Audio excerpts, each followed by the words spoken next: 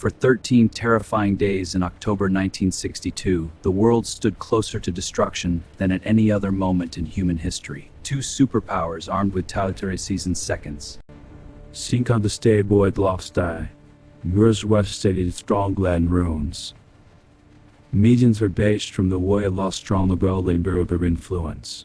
From the ashes of war, two global superpowers stood above all others.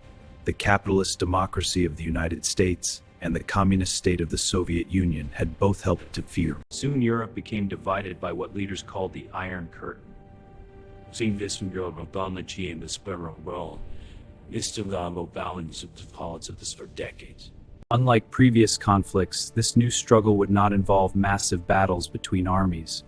Instead, it was fought through political pressure, propaganda, as an espionage and military. The invention of nuclear weapons changed warfare forever.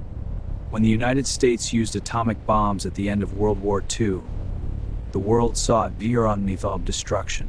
Both superpowers began building enormous nuclear arsenals. Each new missile was stronger, faster, and capable of trapping more atom bombs. The threat of nuclear war affected everyday life. Children in schools practiced hiding under desks during nuclear drills. Governments encouraged families to build bomb shelters. The fear of sudden annihilation became part of daily life. In 1961, tensions reached a new level when the Soviet-backed government built a massive wall through the city of Berlin. The Berlin Wall became the most powerful symbol of Cold War division. Competition extended beyond Earth. In 1957, the Soviet Union shocked the world by launching the first artificial satellite, Sputnik. Although the United States and the Soviet Union never fought each other directly, their rivalry turned other regions into dangerous battlegrounds. Wars erupted. Cities fought Laws through guys and intelligence agents. Governments built massive variety and uncover enemy plans.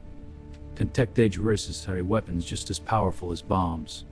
In 1962, the Cold War reached its most dangerous moment. American reconnaissance planes discovered that the Soviet Union was secretly Cuba, only 90 miles from the United States.